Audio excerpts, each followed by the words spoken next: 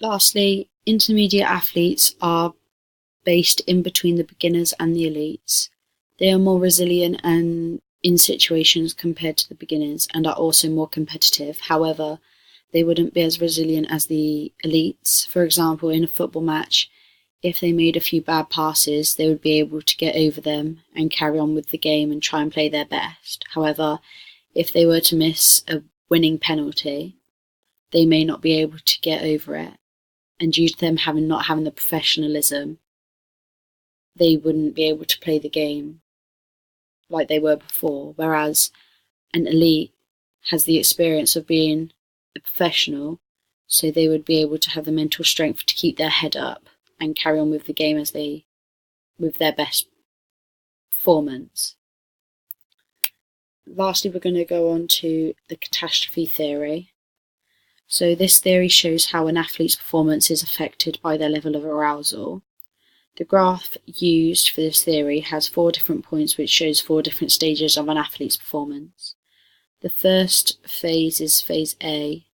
This is where the athlete will become anxious, causing them to crumble. Phase B is where one of 2 things can happen. One could be being extreme and being aroused, which can continue to causing a further decrease in the quality levels of their performance. Or number 2 could be the arousal levels would reduce, making recovery possible. Phase C is where anxiety levels are still high, continuing the decline of the line, which is on the graph.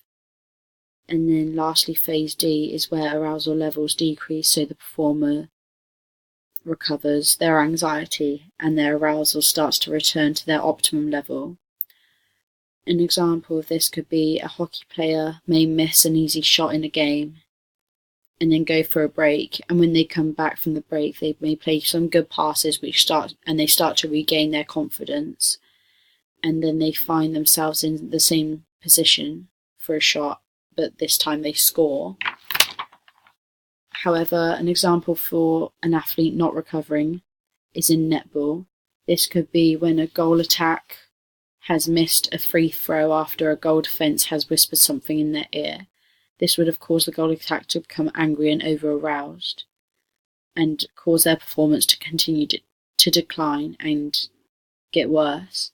This could mean that they make some wayward passes, or it could eventually mean that the goal attack could become very anxious and frustrated, so they shove the goal defence, resulting in them getting sent off because you're not allowed contact in netball. An elite is more likely to be able to recover from crumbling, as they have had the experience required to come back. Furthermore, they have the skill set and the ability to bounce back after failing to perform a skill. Contrary to this, a beginner is unlikely to recover because they are less experienced and do not have the mental strength to be able to recover from a catastrophe, because they're more likely to crumble, as they are easily anxious and will find it difficult to perform skills after making a mistake.